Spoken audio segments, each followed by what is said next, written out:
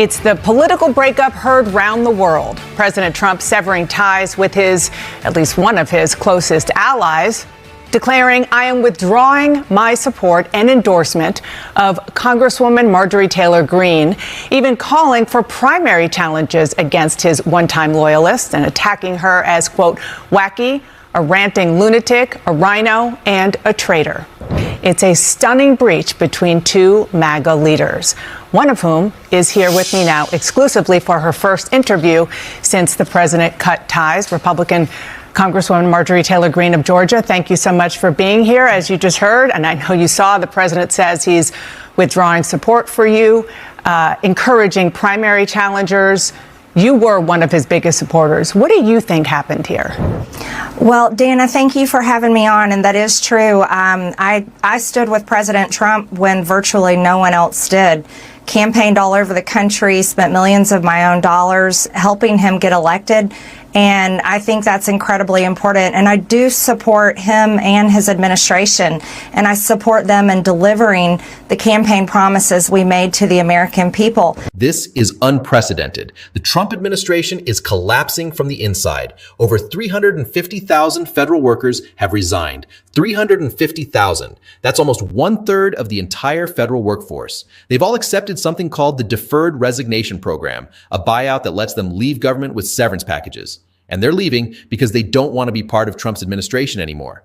But it's not just rank and file employees. Top officials are quitting too. Treasury officials, FDA officials, USDS officials, people who run entire agencies are walking away. And they're citing the same reason: constitutional crisis. They're saying they can't work for an administration that's under impeachment, that's defying courts, that's having public meltdowns. This mass exodus is directly tied to House Resolution 353, the impeachment resolution.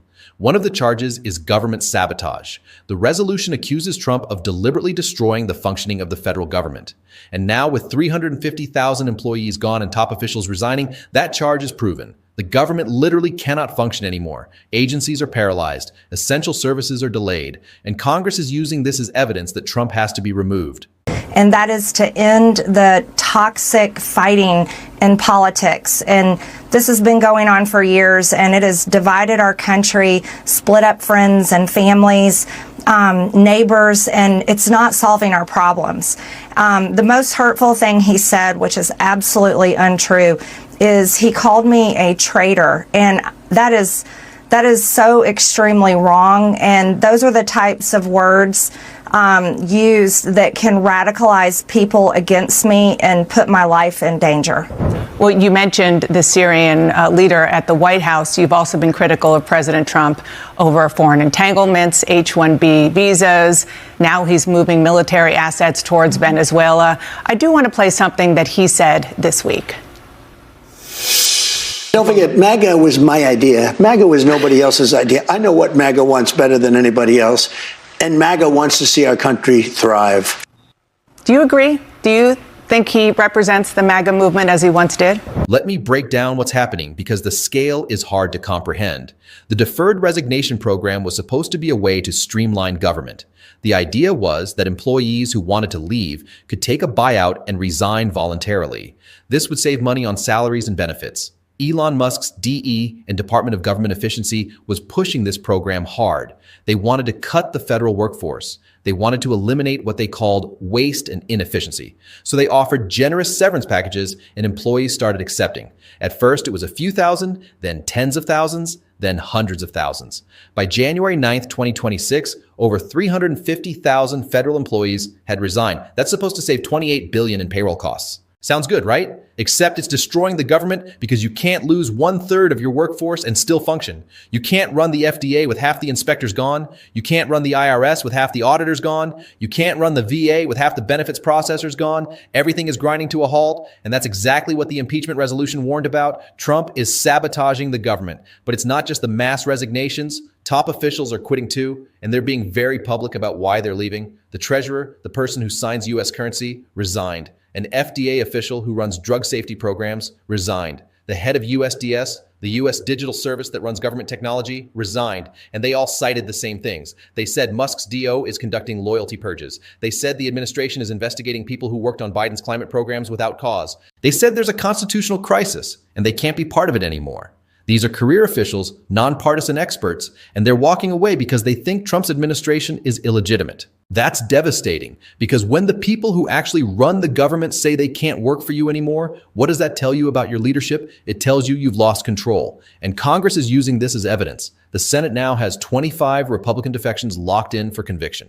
That's 75 total votes, more than the 67 needed to remove Trump. Why are Republicans flipping? Because they see the government collapsing. They see 350,000 employees gone. They see top officials resigning. And they know that if they don't act, the entire federal government is going to stop functioning. So they're voting to convict to save the government itself. And the protests have exploded. There are now 10 million people in the streets nationwide. 10 million. That's about 3% of the entire U.S. population. They're not just protesting Trump anymore. They're protesting the entire administration. They're demanding that everyone who enabled Trump resign or be removed. They're demanding that the federal government be rebuilt, and they're not going away. D.C. is completely paralyzed. The National Mall is packed. Pennsylvania Avenue is blocked. The area around the White House is a protest camp, and law enforcement can't do anything about it. You can't arrest 10 million people. You can't disperse crowds that size. So the protesters are just there, permanent, demanding change. And it's working because more officials are resigning every day, because more Republicans are flipping on impeachment every day, because the pressure is overwhelming.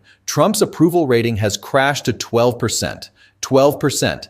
That's the lowest ever recorded. Even Trump's hardcore base is abandoning him because seeing your government collapse is terrifying. People want stability. They want services. They want their Social Security checks. They want their veterans' benefits. They want food inspections. And none of that is happening because 350,000 federal workers are gone. So even Trump supporters are saying, this isn't what we voted for. We didn't vote for government collapse. And they're turning on Trump. The economic impact is catastrophic. GDP growth has turned negative. We're at minus 2%. That means the economy is shrinking. We're in a recession. Why? Because the federal government is one of the largest employers and purchasers in the country. When you lose 350,000 federal employees, that's 350,000 people who aren't getting paychecks, who aren't spending money, who aren't paying taxes. And when government agencies can't function, businesses that rely on government services are hurt. Companies that need FDA approvals for new drugs delayed. Companies that need IRS rulings on tax questions delayed. Everything is slowing down, and the economy is contracting. Combined with the stock market crash, which is now at 7,000 points down, we're heading for a depression. And it's all because Trump's administration is collapsing. The Senate conviction is locked in. The vote happens January 15th, and Trump is going to be removed. But even if he survives somehow, his administration is gone. There's nobody left to govern. J.D. Vance is preparing to take over. And when he does, he's going to have to rebuild the entire federal government from scratch. All right, let's dig into the details of this mass resignation crisis because it's more complex than just people quitting. The Deferred Resignation Program was created as part of Elon Musk's DOE initiative. DOGE, Department of Government Efficiency, is Musk's project to cut government waste and reduce the federal workforce.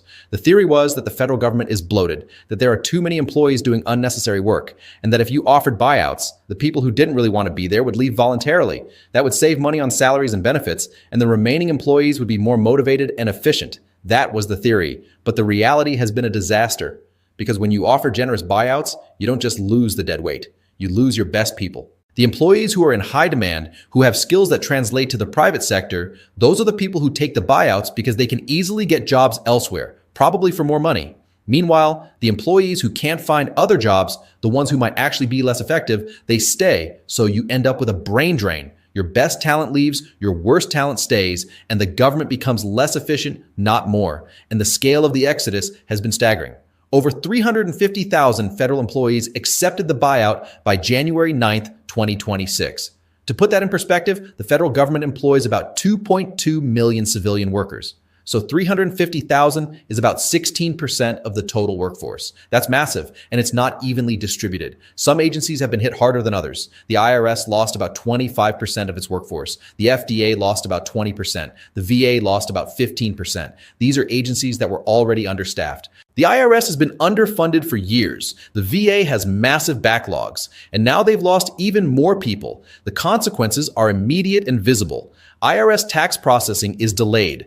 Refunds are taking months instead of weeks. Audits are being postponed. The agency doesn't have enough staff to do its basic functions. The FDA can't keep up with drug and food safety inspections. There are delays in approving new medications. There are delays in investigating foodborne illness outbreaks. People are literally getting sick because the FDA doesn't have enough inspectors. The VA can't process benefits claims. Veterans who need health care or disability payments are waiting months or even a year. These are people who serve their country and they can't get the benefits they're entitled to because the VA is short-staffed. And then there are the high-profile resignations. Top officials who are quitting publicly and explaining why. One of the most notable was the Treasurer of the United States. That's the person whose signature appears on U.S. currency. This is a ceremonial but important position, and she resigned citing concerns about the administration's direction. Specifically, she mentioned Musk's Doge conducting loyalty purges.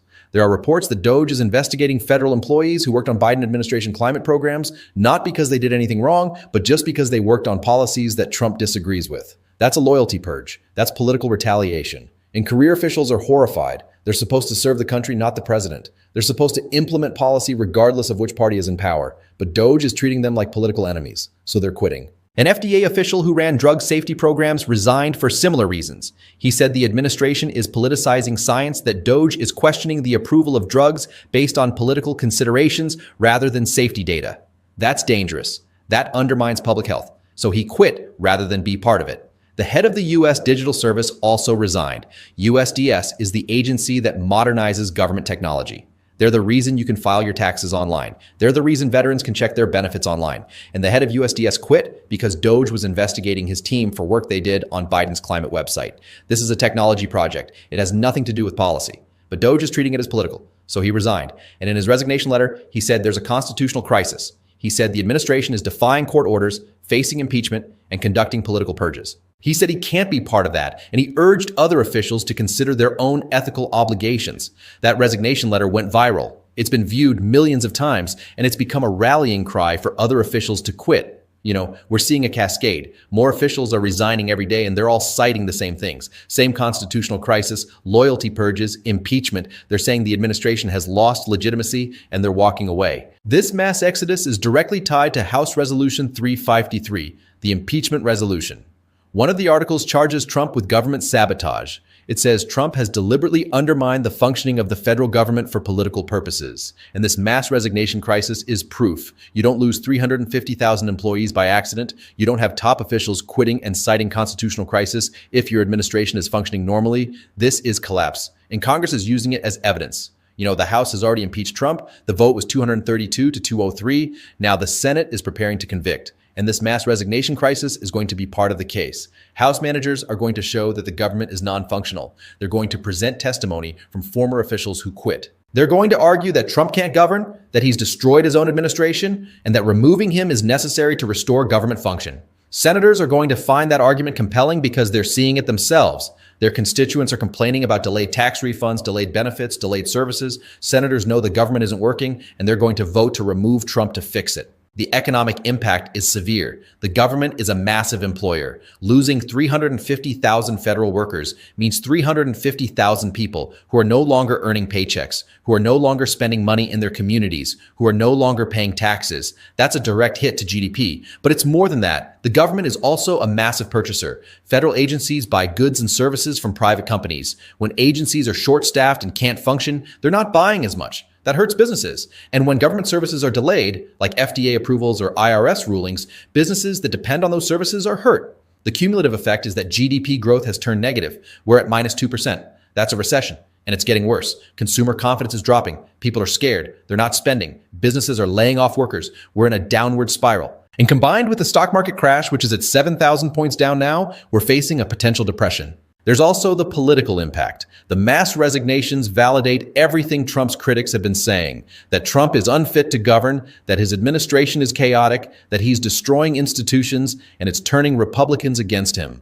The Senate now has 25 Republican defections locked in for conviction. That's 75 total votes. But that number could grow. More Republicans are saying they'll vote to convict because they see the government collapsing. They're thinking about 2026. If they don't remove Trump and the government keeps collapsing, voters are going to blame Republicans. They're going to lose their seats. So they're flipping to save themselves. Self-preservation. It's that simple. And Trump can't stop them. He has no leverage anymore. His approval rating is 12%. He can't threaten to primary anyone because nobody's scared of him.